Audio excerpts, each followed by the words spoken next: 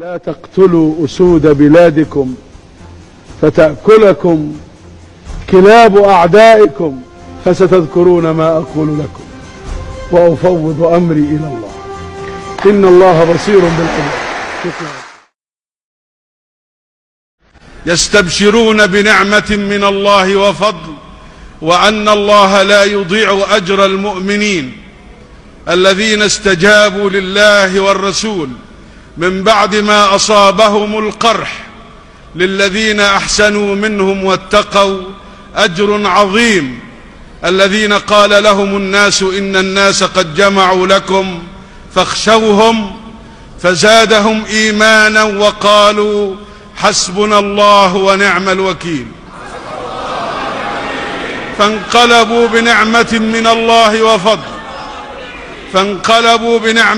الله وفضل لم يمسسهم سوء واتبعوا رضوان الله، والله ذو فضل عظيم. إنما ذلكم الشيطان يخوف أولياءه فلا تخافوهم وخافون إن كنتم مؤمنين. هذا نداء الله لنا جميعا ألا نخشى إلا الله، وألا نعود أبدا إلى الوراء، وأن نعتصم به سبحانه، وأن نقول ونردد دائما حسبنا الله ونعم الوكيل. هذا يكفينا، الله كافينا.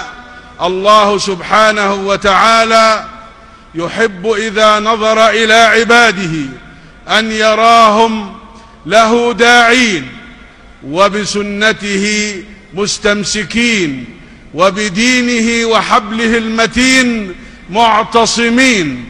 واعتصموا بحبل الله جميعا ولا تفرقوا. جئنا برسالة سلام إلى هذا العالم، لا نريد حربا ولا عدوانا، وإنما نريد للناس خيرا، وإن شاء الله يتحقق هذا